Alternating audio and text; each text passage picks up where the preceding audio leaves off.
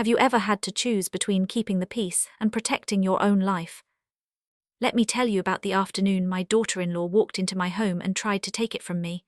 Not with force, not with threats, with something far more dangerous, the quiet assumption that I no longer mattered.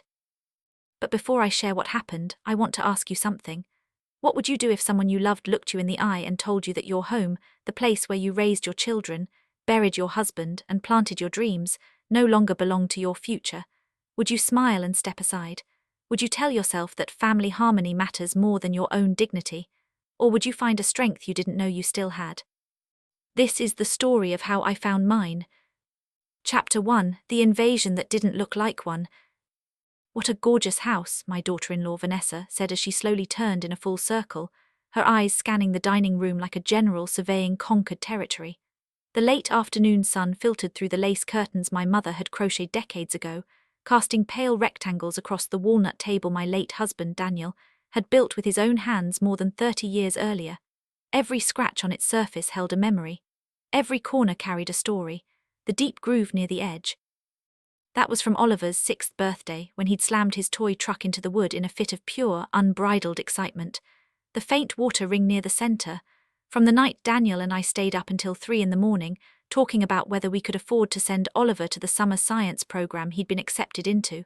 We couldn't, not really, but we found a way. We always found a way. Vanessa rested her palm on that table as though she were checking the temperature of a feverish child. To her, it was just another piece of furniture waiting to be rearranged. To me, it was a monument, a testament to a marriage, a family, a life built with intention and love. Mom is going to love living here, she continued, her voice carrying that particular brand of confidence that makes assumptions sound like facts. She didn't ask, she didn't even glance in my direction to see if I was nodding. She simply spoke, and in her mind that was enough. The decision had been made, I simply hadn't been informed.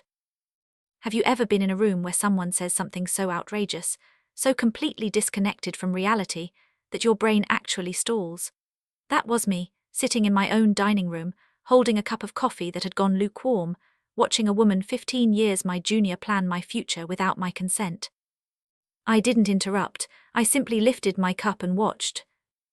Vanessa moved to the bay window, the one that overlooked the garden Daniel had designed in his final spring, when he already knew he was dying but refused to stop planting.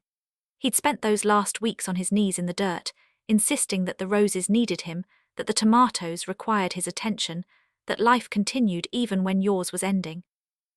I'm thinking the upstairs bedroom with the sunrise view will be perfect for Mom, Vanessa said, her measuring tape already appearing from her handbag like a magician's prop. Oliver and I can convert the basement into a home office. It's practically another apartment down there. Across the table, my son Oliver lowered his eyes to his dessert plate. He picked at the last bite of chocolate cake, my mother's recipe, the one she taught me when I was 12, standing on a step stool in her tiny kitchen without saying a single word.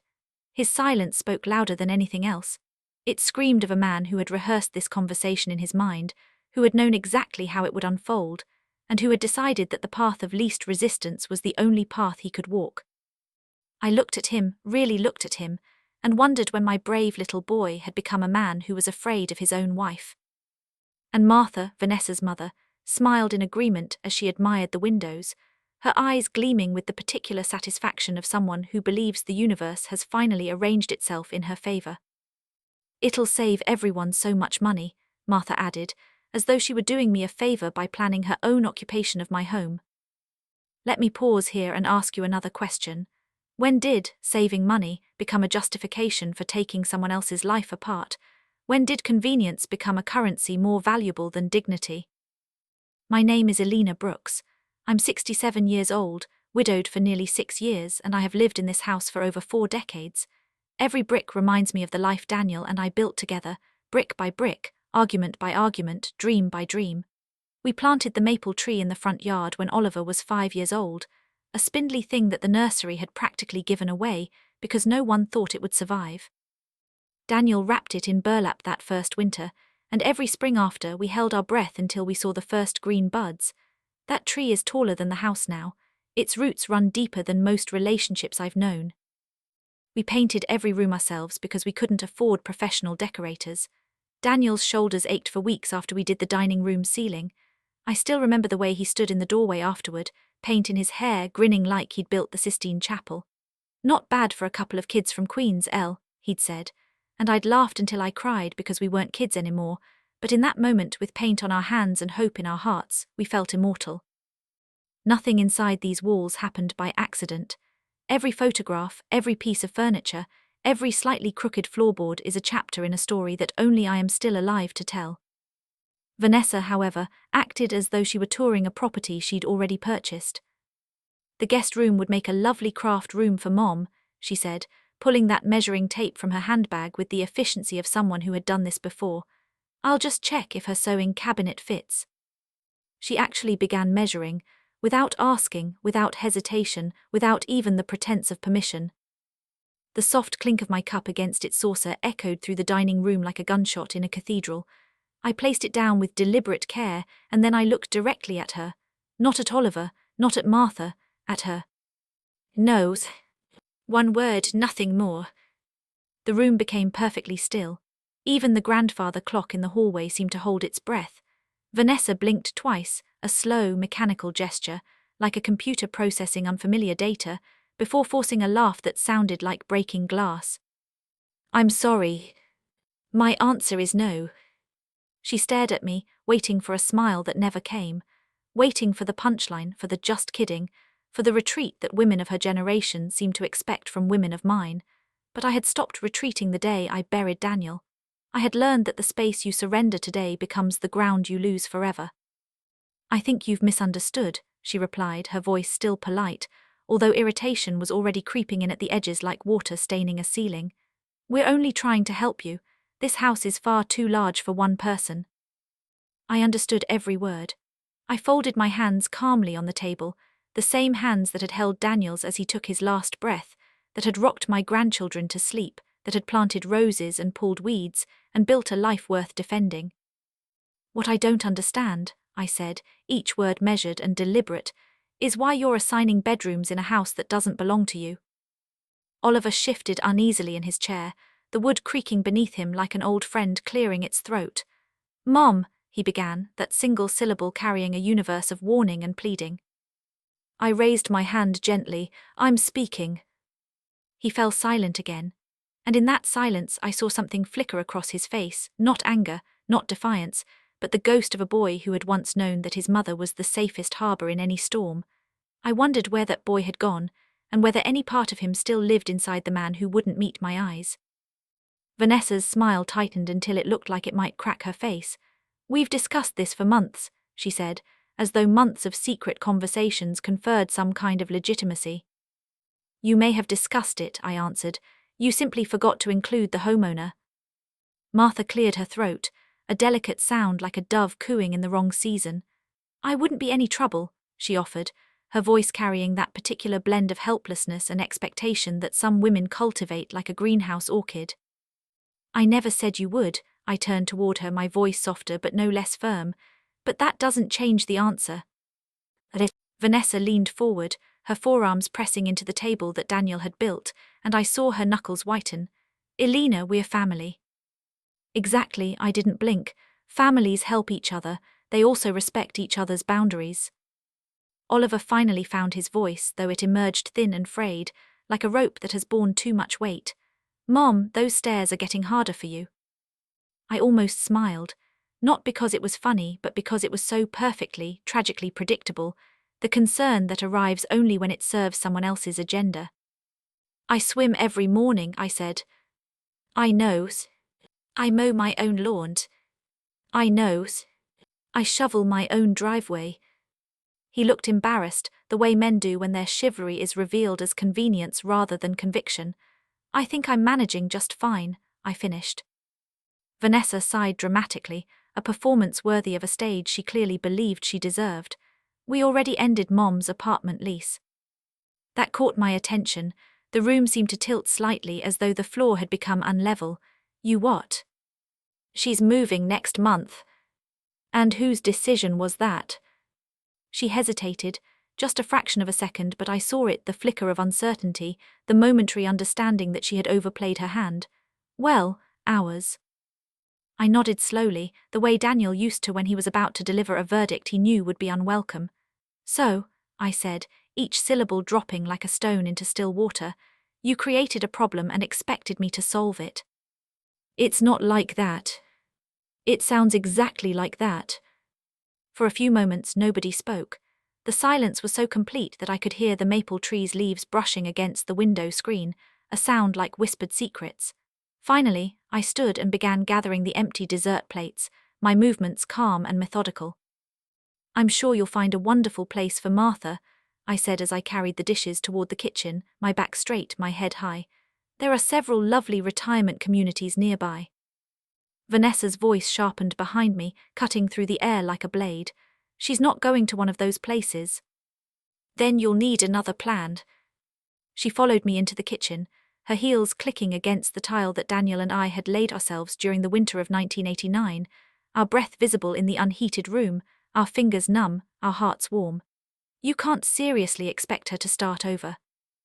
I rinsed a plate beneath warm water, watching the last traces of chocolate swirl down the drain. I expect everyone to make decisions about their own lives. You have all this extra space. And I also have the right to decide who lives in it. Her expression changed completely. The pleasant smile, the concerned daughter-in-law, the helpful family member, all of it vanished like a mask slipping from its hooks. What remained was something harder, hungrier, and far more honest. You'd really choose an empty house over your own family. I dried my hands with the towel that had hung on this same hook for 20 years, faded but still serviceable, like so many things in my life. This house isn't empty, I said. She frowned, confused by an answer that didn't fit her narrative. I live here. Neither of us spoke again. A few minutes later, Oliver quietly thanked me for dinner while avoiding eye contact, his voice so low I barely caught the words. Vanessa barely said goodbye, a curt nod, a turn on her heel, the door closing with a finality that felt like a chapter ending. Martha offered me a small apologetic smile before following them outside, her shoulders slightly hunched, as though she were beginning to understand that she had been a pawn in someone else's game. I watched through the front window as they climbed into Oliver's SUV. Vanessa talked with animated gestures, her hands cutting through the air like weapons, while Oliver kept both hands tightly on the steering wheel, his knuckles white, his gaze fixed forward. He never looked back. I closed the curtains. The silence that settled over the house felt peaceful, not empty, peaceful. There is a difference, and it took me 6 decades to learn it. For the first time that afternoon, I poured myself another cup of black coffee and sat beside the living room window, the one that looks out at the maple tree. Daniel used to tell me that people reveal their true intentions the moment someone tells them no. Until then, everyone assumes they deserve a yes. He was a wise man, my Daniel, wise enough to know that the word no is sometimes the most loving thing you can say, both to yourself and to the people who have forgotten how to hear it. As the evening sun filled the room with warm golden light, I realized something important. That single word hadn't ended the conversation, it had only begun one. Chapter 2: The Boxes That Weren't Mine. The following Tuesday my doorbell rang just after 10 in the morning. I was in my sunroom, reading a novel I'd borrowed from the library, a cup of tea cooling on the side table. When I opened the door, Vanessa stood on my porch with 2 large cardboard boxes stacked in her arms, her smile so bright it could have powered the streetlights. "Good morning, Alina," she said cheerfully, as though nothing unpleasant had happened a few days earlier. "These are just a few of Mom's things. They'll only stay here for a little while." Before I could answer, before I could even process what was happening, she stepped past me and carried the boxes into my hallway. She placed them beside the staircase as though she belonged there, as though the threshold of my home were merely a suggestion rather than a boundary. "There," she said proudly, brushing her hands together with the satisfaction of a job well done. "We'll organize everything once the move is finished." I folded my arms. What move? She paused, her smile faltering for just a moment before recovering. "Ours." "I believe I already answered that." She waved a dismissive hand, the gesture of someone who has never been told no by anyone who mattered. "Oh, you'll come around." Without another word, she walked back outside, climbed into her car and drove away. She never asked permission. She never acknowledged my refusal. She simply assumed that possession would become acceptance, that if she filled my home with her mother's belongings, I would have no choice but to accept the situation. I stood in the hallway for a long moment looking at those boxes. They weren't mine, neither was the decision behind them, and something inside me, something that had been sleeping for too long, began to wake up.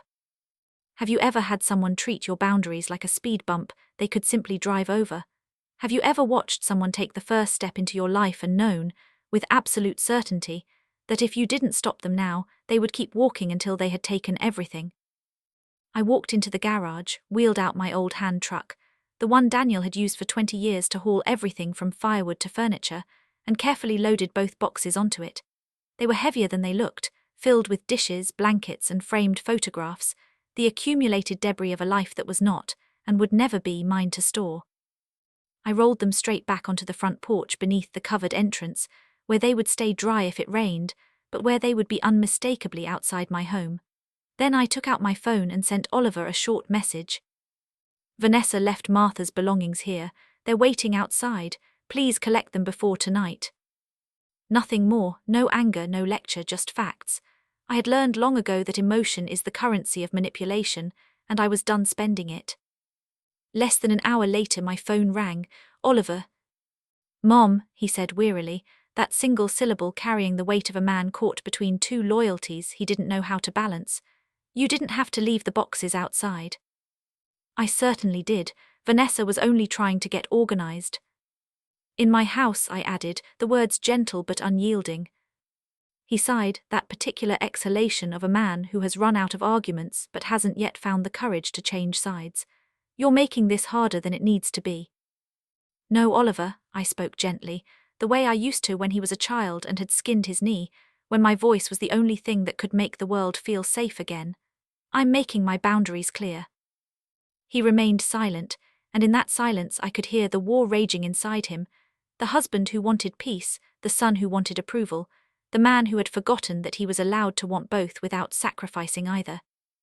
"If someone stores belongings in a house without permission," I continued, my voice steady as the oak tree in my backyard, "they're assuming ownership they don't have.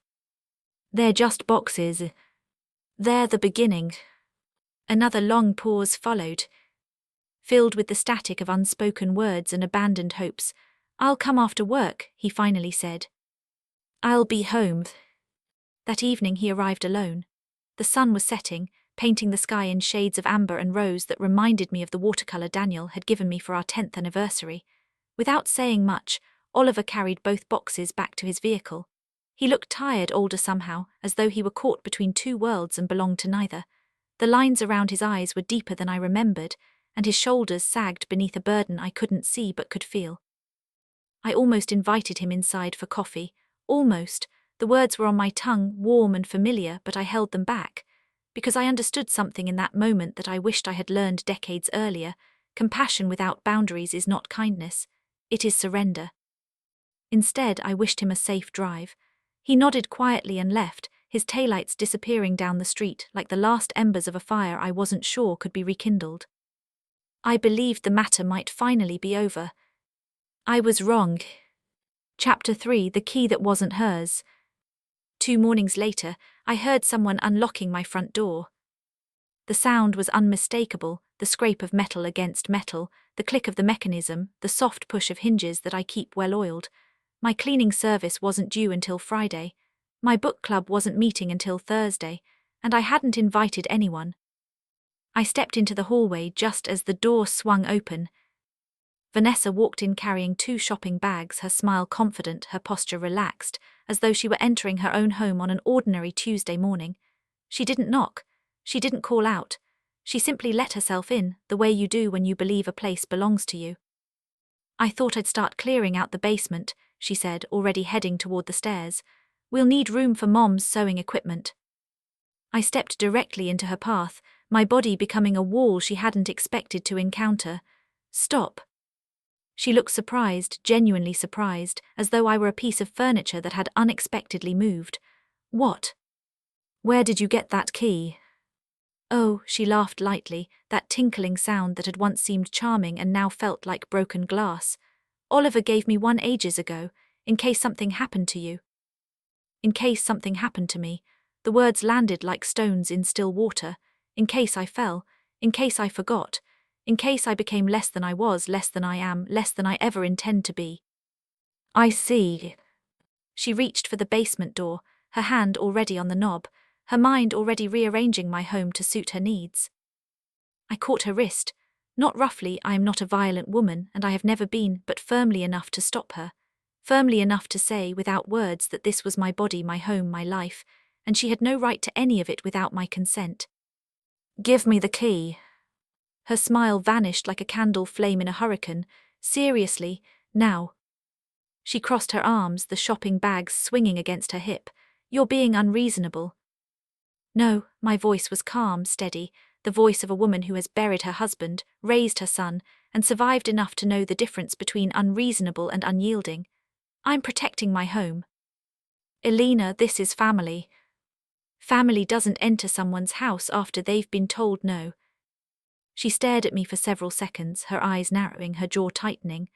I saw the calculations running behind her gaze, the assessment of whether I was bluffing, whether she could outlast me, whether the prize was worth the battle. Then, with obvious frustration, she dug into her purse and slammed the key onto the hallway table with a sound like a gavel falling. There. Then she pointed a finger toward me, and her voice dropped to a register I had never heard from her before, low, dangerous, stripped of all pretense. One day you'll regret pushing everyone away. I don't push people away. I picked up the key, feeling its weight in my palm, the weight of boundaries finally enforced. I simply refused to be pushed. She spun around and stormed out, letting the front door slam behind her with a sound that echoed through the house like a gunshot. The vibrations traveled through the floorboards, through the walls, through the very foundation of the home Daniel and I had built together. I stood quietly for a moment, the key heavy in my hand, then I picked up my purse. Within the hour, a locksmith had replaced every lock on the front door. He was a young man, polite and efficient, who didn't ask why a woman my age needed new locks on a house she'd lived in for 40 years. He simply did his work, handed me 3 brand new keys, and wished me a good day. One stayed on my key ring. One went into the small safe inside my bedroom closet, behind the photograph of Daniel and me on our wedding day, both of us so young we barely knew what we were promising. The third remained inside my desk drawer, nestled among old letters and paid bills, a backup for a future I was determined to control. No one else received a copy. After thanking the locksmith, I drove to my bank. The teller knew me by name. I've been banking at the same branch for 30 years, and she smiled as I approached her window. But I wasn't there for pleasantries. For years, I'd transferred money every month to help Oliver with Caleb and Lily, my 2 grandchildren. It was never an obligation. It was a gift, given freely and with love, because watching my grandchildren thrive was one of the few joys that had survived Daniel's death. But gifts should benefit the people they're meant for. Instead of ending the payments, I opened 2 separate savings accounts, one for Caleb, one for Lily. The money would continue growing month by month, year by year, until each child became an adult. No one else could touch it, not Oliver, not Vanessa, not anyone who saw my love as a resource to be exploited rather than a bond to be cherished. As I signed the paperwork, I felt something unexpected. Peace, not the peace of victory, because this wasn't a war I had wanted to fight, but the peace of protection, the peace that comes from knowing you have finally, fully, completely stood up for what matters. That afternoon, I returned home, watered my roses, the ones Daniel had planted in his final spring, the ones I had kept alive through 6 winters of grief, and sat beneath the maple tree he had planted decades earlier. The breeze carried the scent of fresh-cut grass from my neighbor's yard, and somewhere in the distance, a child laughed with the particular abandon that only the very young can manage. For the first time in weeks, I smiled. Not a polite smile, not a social smile, but a real smile that started somewhere deep in my chest and spread outward like warmth. Boundaries don't always begin with locked doors. Sometimes they begin with quiet decisions no one else even notices. Mine had finally been made, and deep inside I knew this story was far from over. Chapter 4: The money that wasn't hers either. The first day of the new month arrived with bright sunshine and cool autumn air, the kind of morning that makes you believe summer isn't quite ready to surrender. I was sitting in my sunroom with a cup of black coffee, the way Daniel always drank it, the way I've drunk it since the day he died, as though by sharing his habit I can keep some part of him alive, when my phone rang. The screen displayed Vanessa's name. I answered calmly, my voice steady, my heart rate unchanged. Hello. Elena, where's the money? She demanded before I could even say hello, her voice sharp as a blade, stripped of all pretense. What money? The monthly money, for Caleb and Lily. It never reached our account. I took another sip of coffee, letting the bitterness settle on my tongue before I swallowed. It wasn't supposed to. What does that mean? I've opened savings accounts for both children. Every dollar I plan to give them is going directly into their future. Silence, then came a sharp breath, the sound of someone realizing that a door they thought was open has just been locked. We needed that money. I know. We already paid deposits for summer programs. I'm sure you'll find a way. Her voice became louder, climbing the register from irritation to anger. You had no right to change it without asking. I smiled faintly, though she couldn't see it. It has always been my gift, Vanessa. A gift isn't an entitlement. You're punishing us. No, I set my cup down, the ceramic clicking against the glass table with a sound like punctuation. I'm protecting my grandchildren. They're our children. And they're my grandchildren. When they turn 18, they'll receive every dollar I've saved for them, every single one, with interest, with growth. With the knowledge that their grandmother loved them enough to protect their future from anyone who would spend it before they could. She let out an angry laugh, a sound like dry leaves scraping against concrete. So this is revenge. It isn't revenge. I stood and walked to the window, looking out at the maple tree that had grown from a spindling into a giant, that had survived storms and droughts and the weight of countless winters. It is responsibility. We're family. Family doesn't spend another person's money before receiving it. Family doesn't make financial decisions for someone else without their knowledge. Family doesn't treat love like a line of credit with no limit and no due date. The conversation ended a few moments later, not with goodbye but with a click that was almost violent in its finality. For the first time since all of this had begun, I hung up without feeling guilty. Instead, I felt free. The kind of free that comes from knowing you have finally stopped apologizing for your own existence. A few days later, someone knocked on my front door. Not rang the bell, knocked, a soft, tentative sound like a heartbeat. It was Oliver, alone. He looked exhausted.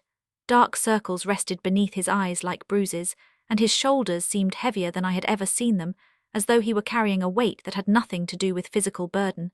He wore a jacket I didn't recognize, something too thin for the cooling weather, and his hands were shoved deep into his pockets.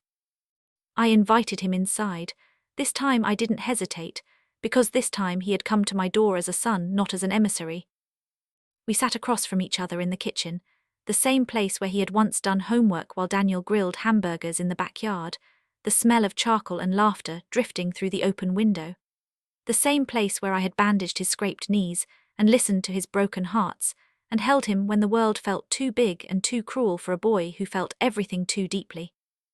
So, I said softly, pouring him a cup of coffee he didn't ask for but clearly needed, "What brings you here?" He stared into the untouched coffee, his eyes tracing the steam as it rose and vanished. "Vanessa's upset." "I know. She thinks you're trying to divide the family." "I think someone else started that. I didn't say her name, I didn't need to." He sighed deeply, a sound that seemed to come from somewhere below his ribs, from a place where hope and exhaustion had been battling for too long. "We already told Martha she could live here." I looked at him carefully, really looked at him, this man who was still my boy in so many ways. "Did you tell her?" He hesitated. That hesitation told me everything I needed to know and broke my heart in ways I hadn't expected. "No." "Who did?" "Vanessa." "And why didn't you stop her?" He rubbed his forehead, his fingers pressing into the skin as though he could massage away the thoughts that troubled him. "I didn't want another argument." "There it is." He frowned, confused. "What?" "The real problem." I reached across the table and touched his hand, my fingers covering his, feeling the warmth of the child I had raised and the stranger he had become. "You've spent years avoiding arguments, Oliver. Years choosing peace over truth, comfort over confrontation, silence over standing up for what you know is right." "I just wanted everyone happy." "You can't keep everyone happy when one person ignores everyone else's wishes. You can't build a family on the foundation of one person's demands and everyone else's silence. That isn't peace, it's occupation. He remained silent, his eyes fixed on our joined hands, and I wondered if he was remembering all the times I had held him like this, all the times my touch had been enough to make the world feel manageable. Oliver, I continued gently, this house isn't just property. I know. It's where your father spent the last years of his life. It's where he died peacefully in the bedroom upstairs, with you holding one hand and me holding the other. It's where we celebrated every birthday, every graduation, every small victory that made up the architecture of our lives. It's where I learned how to live without him, one day at a time, one breath at a time, one cup of black coffee at a time. His eyes filled with regret, that particular moisture that men his age try so hard to hide. I never thought about it like that. I know you didn't, I squeezed his hand, but I need you to start. Another long silence settled between us, filled with the ghosts of conversations we should have had years ago. Finally, he whispered, Vanessa says if you don't change your mind, she'll stop bringing the children here. I looked directly into his eyes, searching for the boy who had once trusted me implicitly. Is that a threat? No, he said quickly, but his voice lacked conviction. It sounds like one. He lowered his head, his hair falling across his forehead in a way that reminded me so painfully of his father. I don't want to lose either side. You already are. I said it gently, but I said it true. Every time you choose silence over truth, you lose a piece of yourself. Every time you let someone else speak for you, you lose a piece of your voice. And one day, Oliver, you'll wake up and realize that the man in the mirror is a stranger, because you spent so long being what everyone else wanted that you forgot to be who you are. He swallowed hard, his Adam's apple bobbing with the effort. I love those children more than anything. I know, and nothing will ever change that. But listen carefully. If someone uses children as bargaining tools, the problem isn't the grandparent refusing to surrender her home. The problem is the person who believes love is a transaction, and children are the currency. He didn't answer. He couldn't, because some truths are too heavy to carry and too important to set down. Before leaving, he stood near the front door for a long moment, his hand on the knob, his back to me. I'm sorry, he said. Those were the only words he spoke, but they carried the weight of years of unspoken apologies, of missed opportunities, of a love that had gotten lost somewhere between intention and action. I watched him drive away, hoping those two words were the beginning of something better, hoping that the boy I had raised was still in there somewhere, fighting to find his way back to the surface. Chapter 5, The Visit That Changed Everything. 2 peaceful weeks passed. The roses continued blooming despite the cooler weather, defiant in their beauty, refusing to surrender to the approaching winter. I played cards every Wednesday with my lifelong friend Grace, who had known Daniel since high school and who never asked me if I was lonely, because she understood that solitude and loneliness are not the same thing. I spent quiet evenings reading in Daniel's favorite armchair, the leather worn soft by decades of use, the scent of his pipe tobacco still lingering in the fabric like a ghost that refused to leave. The silence no longer felt lonely. It felt earned. It felt like the reward for a life lived with intention, for boundaries maintained with courage, for a love that had outlasted even death itself. One afternoon, I noticed a familiar sedan parked across the street. It sat there for nearly 10 minutes, the engine off, the driver invisible behind tinted windows. Then the door opened, and Martha stepped out slowly. She didn't come to the front door. Instead, she stood by the white picket fence that Daniel had painted every spring for 30 years, running her fingers across the wood, as though searching for answers in the grain. She looked smaller than I remembered, diminished somehow, as though the past weeks had worn away at her confidence like water against stone. After several minutes, I opened the front door. "Hello, Martha." She turned, looking almost startled, as though she had been caught trespassing in a dream. "I hope I'm not bothering you." "Not at all. Would you like some tea?" She smiled weakly, a smile that didn't reach her eyes but tried its best. "I'd appreciate that." We sat together in my kitchen, the same kitchen where I had confronted her daughter, where I had held my son's hand, where I had learned that strength doesn't always look like strength. Sometimes it looks like a woman in her 60s, pouring tea for a woman she barely knows, choosing compassion without surrender. Steam drifted gently from our cups, rising and vanishing like the pretenses that had once sat between us. After a long silence, Martha finally spoke. Vanessa told me you invited me to live here. I shook my head slowly, my eyes steady on hers. No. Her shoulders dropped, a physical manifestation of a hope finally extinguished. I was afraid of that. I never made such an offer. She looked down into her tea, her reflection wavering in the dark liquid. I sold my apartment, I'm sorry. I thought everything had already been arranged. It hadn't.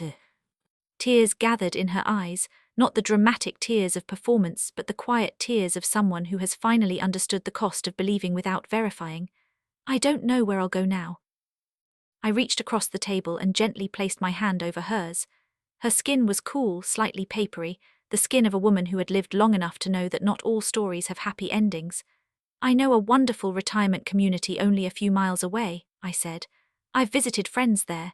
The gardens are beautiful, the staff is kind, and the residents have more activities than they know what to do with. She looked surprised, her eyes widening slightly. You'd still help me. I won't give away my home, I smiled kindly, but I won't turn my back on someone who was misled. You were a pawn in someone else's game, Martha. That doesn't make you my enemy. It makes you someone who deserves better than the hand she was dealt. Martha squeezed my hand, her grip surprisingly strong for someone who looked so fragile. For the first time since we met, we weren't standing on opposite sides of a battlefield. We were simply two mothers trying to understand how everything had gone so terribly wrong. Chapter 6: The folder that held everything. News of Martha's visit spread faster than I expected. In families, information moves like water. It finds every crack, seeps into every corner, and sometimes floods what you thought was secure. 3 days later, just after lunch on Sunday, my doorbell rang. Not the tentative knock of a penitent son, not the silent intrusion of a daughter-in-law with a key. A proper ring, firm and declarative, the sound of someone arriving with purpose. When I opened the door, Oliver stood beside Vanessa. Caleb and Lily waited behind them, their small faces curious and confused, unaware of the storm that had been raging around them. Martha remained quietly near the driveway, her presence a silent witness to a drama she no longer wanted to star in. Vanessa held a thick folder against her chest, its edges crisp and professional, the kind of folder that lawyers use and ordinary people fear. "We need to settle this," she announced, her voice carrying that particular blend of authority and desperation that comes from knowing your time is running out. "I'm not discussing property today," I replied, my body filling the doorway, my presence a boundary she would not cross without permission. "This won't take long." "It already has." She tried to step inside, but I remained firmly in the doorway, an immovable object meeting an unstoppable force. "If you've come as family," I said, my voice warm but unyielding, "you're welcome for coffee. If you've come with legal paperwork, then today's visit is over." Vanessa's expression hardened, the mask slipping to reveal the steel beneath. "You should at least hear us out." Against my better judgment, against every instinct that had kept me safe these past weeks, I allowed them into the living room. The children sat quietly on the sofa, Caleb's small hand finding Lily's, their eyes wide with the particular anxiety that children feel when they sense adult tension without understanding its source.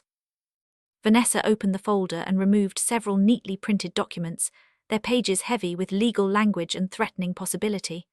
"I spoke with an attorney," she said confidently, as though the word attorney were a magic spell that would compel my compliance. "If you transfer ownership of the house to Oliver now, there will be fewer taxes later. You'll still have the right to live here for the rest of your life." I stared at the papers, my eyes scanning words that were designed to sound like protection while functioning as surrender. And where exactly would I live? She smiled, that particular smile that people use when they believe they've already won. "The basement apartment."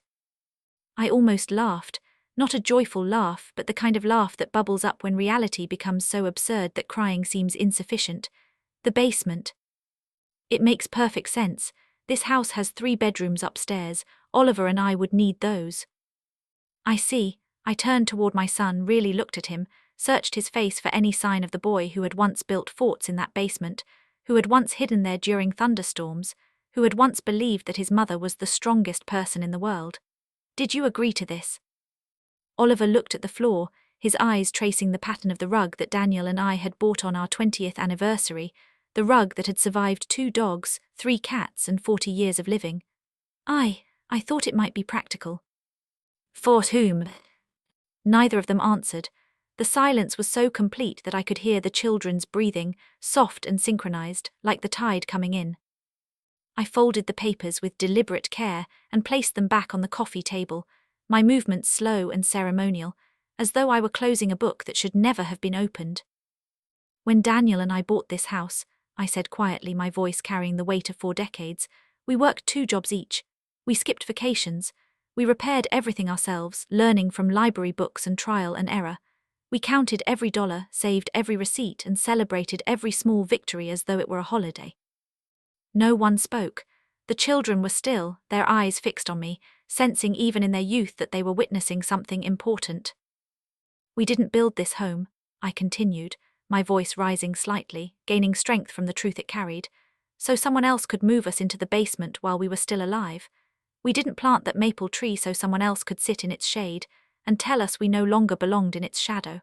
We didn't raise our son in these walls so that one day he could hand the keys to someone who sees our life as an inconvenience to be managed. Vanessa crossed her arms, her patience finally exhausted. You're making this emotional. Because it is emotional. I looked around the room at the photographs on the mantel, at the clock that had ticked through 40 years of moments, at the bookshelf that Daniel had built with hands that were strong and sure and now forever still. It's only a house to you because you never built anything.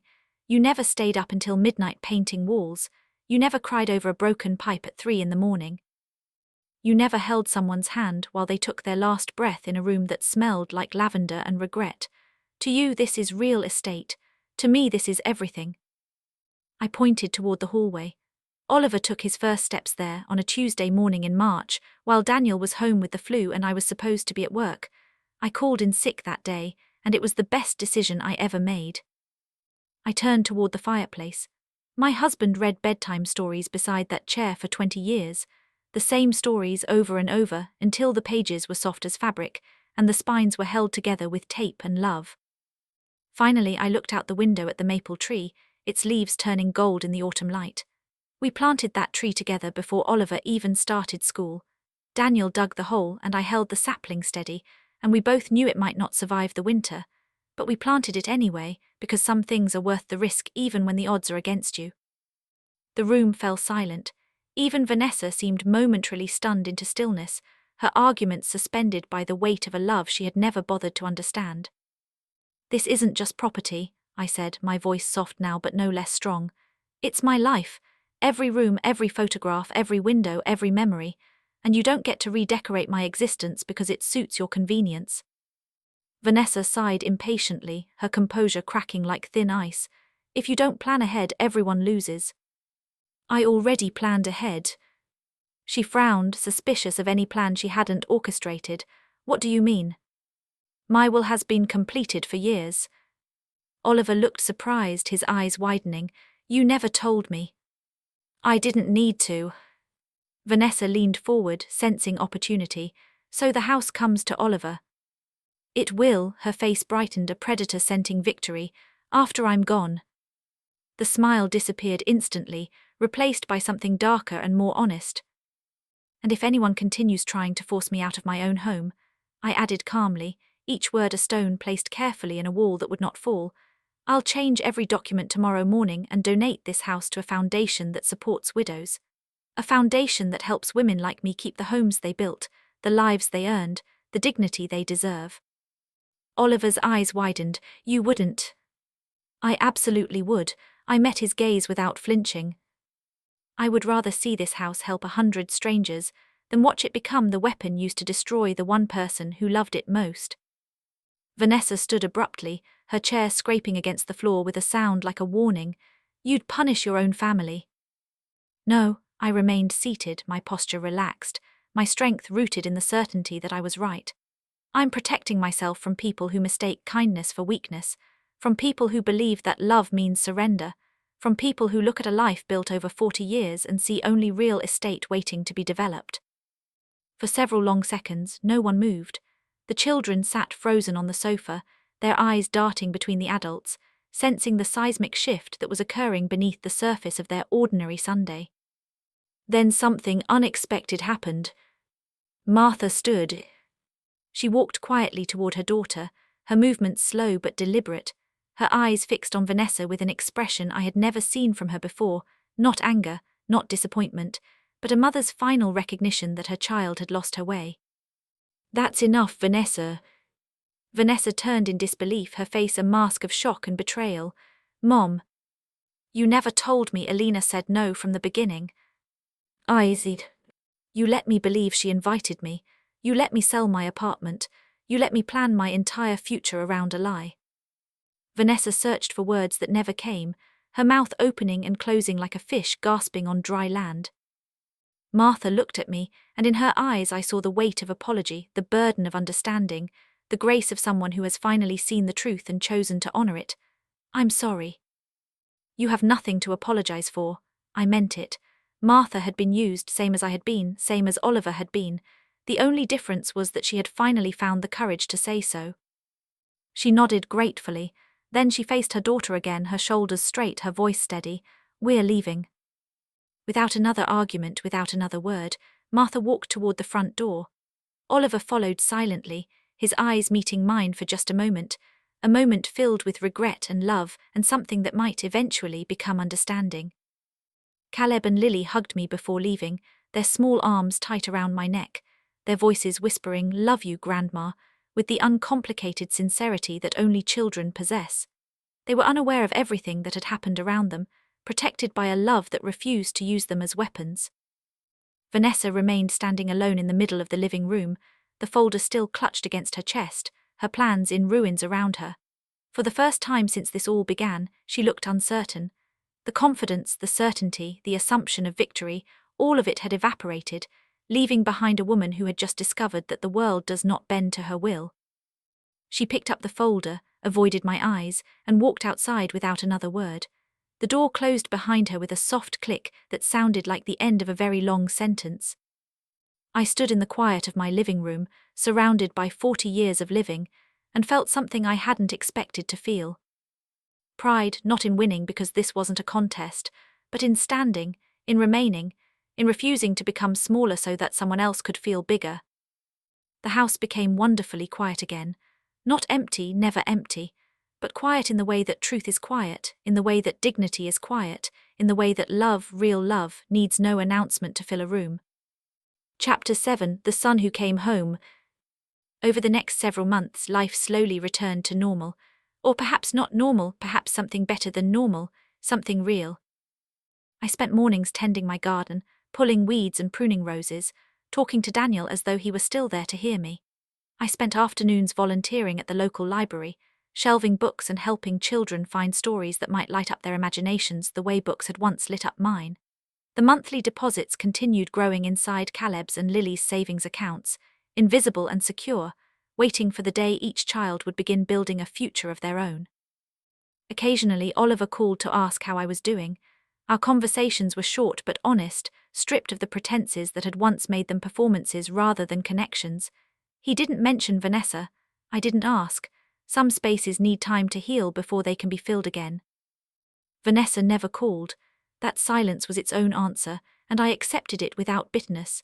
Some people cannot bear to be around those who have seen them clearly, and I had seen Vanessa more clearly than perhaps anyone ever had. One chilly November evening, another knock sounded at my door. Not the bell, a knock, soft and hesitant, the sound of someone who isn't sure they're welcome. When I opened it, only Oliver stood there. He looked thinner than before, older somehow, as though the months had carved new lines into a face I had memorized long ago. His jacket was the same thin one from before, and his hands were bare against the cold. "May I come in?" he asked softly. I stepped aside. As he entered, I sensed that something important had changed. Whatever battle had been raging inside him was finally coming to an end, and I could see in the set of his shoulders, in the calm of his eyes, that he had chosen his side.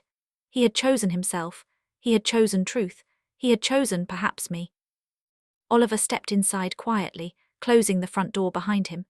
He looked around the living room as though he hadn't truly seen it in years, his eyes resting on the framed family photographs, the old grandfather clock, the bookshelf Daniel had built with his own hands. His gaze traveled slowly, reverently, like a pilgrim visiting a shrine he had forgotten he believed in. "I've missed this place," he admitted. I motioned toward the kitchen. "Coffee." He smiled faintly, a real smile this time, small but genuine. I'd like that. A few minutes later, we sat across from each other with steaming mugs between us. The kitchen was warm, lit by the overhead light that Daniel had installed in 1995, the same light that had illuminated countless dinners, countless conversations, countless moments of ordinary magic. For a long while, neither of us spoke. The silence was comfortable, the silence of two people who have finally found their way back to each other. Finally, Oliver took a deep breath. Vanessa and I separated. I wasn't shocked. The sadness in his face had been telling me that story long before his words did. When did it happen? About a month ago. He stared into his cup, watching the steam rise and vanish. Everything became a fight. It wasn't just about this house anymore. It was about money, control, and always wanting more. More space, more say, more everything. There was never enough for her, and I finally realized that there would never be enough. I listened quietly, my heart breaking and healing simultaneously, the way hearts do when they love someone who has been lost and is finally finding his way home. She wanted me to challenge your will, he continued, his voice dropping to a whisper. She even spoke to another lawyer. I raised my eyebrows, surprised despite everything. And what did you say? Oliver finally looked me in the eyes, and in his gaze I saw the boy I had raised, the man I had worried about, and something new, something that looked like peace. I told her I would never take my mother's home away from her, not while she was alive, not ever. A gentle smile crossed my face, warm and real, and filled with more love than I had words to express. I'm proud of you. He lowered his head, his hair falling across his forehead. I should have said it much sooner. You finally said it, that's what matters. He nodded slowly, accepting the grace I offered, because he had finally learned to accept grace as well as give it. Martha moved into the retirement community you recommended, he said after a moment. Is she happy there? Very, he smiled for the first time that evening, a smile that transformed his face from tired to tender. She says she's made more friends in a few weeks than she had in years. She has gardening clubs, book groups, even dance nights. She says she's busier than when she owned her apartment. I'm glad. She also wanted me to thank you. There isn't any need. She insists there is. He reached across the table and took my hand, his fingers warm and strong and finally steady. She says you were the only one who treated her like a person instead of a problem. We sat quietly, letting the conversation settle around us like dust motes in afternoon light. Outside, the wind rustled the maple tree Daniel, and I had planted decades earlier, its branches swaying with the particular grace that comes from deep roots and strong wood. After another moment, Oliver spoke again. I've rented a small apartment across town. That sounds like a fresh start. It is, he hesitated, his thumb tracing the rim of his coffee cup. Would it be all right if I stayed here for a couple of nights while the apartment is being painted? I smiled warmly, feeling something unlock in my chest that I hadn't realized was still closed. Of course. Relief washed over his face, but only for a moment before he added, as your guest. He laughed softly, a sound like water finding its level after a long drought. I wouldn't dare forget that. For the next few days, life felt surprisingly normal. Oliver helped me rake leaves from the yard, the same yard where he had once built snow forts and ridden his first bicycle. He repaired the loose gate Daniel had been meaning to fix before his illness, his hands working with the same competence his father had taught him. We cooked dinners together, talked late into the evening, and shared memories we hadn't spoken about in years, the camping trip where the tent collapsed, the Christmas when Oliver got his first bike, the ordinary Tuesdays that had somehow become the architecture of our love. Little by little, the distance between us disappeared. Not all at once, trust is rebuilt one brick at a time, but steadily, surely, the way the tide comes in. One Saturday afternoon, Caleb and Lily came to visit. The children ran laughing through the backyard, piling colourful autumn leaves into enormous heaps before jumping into them again and again, their shrieks of joy filling the air with a warmth I hadn't felt in far too long. Their laughter filled the house with something I had almost forgotten, the sound of a family that was healing. Oliver watched them through the kitchen window, his expression soft, his eyes bright. I almost lost all of this, he said quietly. I placed a hand on his shoulder, feeling the muscle and bone of the child I had carried, the man I had worried over, the son who had finally come home. You found your way back. He nodded, his throat working with emotion. I nearly confused peace with giving in. I thought that if I just agreed, if I just went along, if I just kept everyone happy, then I would have peace. But I was wrong. Peace isn't the absence of conflict. It's the presence of justice. It's knowing that you're standing on solid ground, even when the ground shakes. Many people do confuse them, I said. It takes courage to learn the difference. Now I understand. He turned to face me, his eyes clear and sure. You don't keep a family together by sacrificing one person's dignity. You keep it together by honoring everyone's worth. Exactly, I squeezed his shoulder. Welcome home, Oliver, welcome home. Chapter 8, The Life That Remained. Several weeks later, Martha stopped by for coffee. She looked healthier than I had ever seen her, her cheeks pink with outdoor color, her eyes bright with the particular light that comes from belonging somewhere. She wore a sweater in a color I had never seen her wear before, a vibrant teal that made her look 10 years younger, and she carried a book from the retirement community's reading club. There are gardening clubs, book groups, and even dance nights, she said with a laugh that was genuine and free. I've been busier than when I owned my apartment. Who knew that downsizing would feel like expanding? I'm happy for you, I said, and I meant it. So am I, she reached across the table and took my hand, her grip warm and grateful. Our friendship wasn't built on years of shared memories, it was built on honesty, sometimes that creates stronger foundations than history ever can. As winter slowly gave way to spring, life settled into a peaceful rhythm. Oliver visited every other weekend with the children, and sometimes he came alone just to sit in the kitchen and talk, to remember who he was and who we were together. We baked cookies using my mother's recipe, played board games that ended in laughter rather than competition, and planted flowers in the garden Daniel had loved so much. The savings accounts for Caleb and Lily continued to grow, invisible and secure, waiting for the day each child would begin building a future of their own. Vanessa remained part of the children's lives. I would never have asked Oliver to sever that bond, and he wouldn't have listened if I had, but she never returned to my house. That chapter had closed, not with malice, but with the firm understanding that some doors once locked should remain that way. One sunny afternoon in late spring, Lily looked curiously at the sturdy locks on my front door, her small finger tracing the metal with childish fascination. "Grandma," she asked, her voice filled with the innocent curiosity that makes children's questions so profound, "why do you always lock your house?"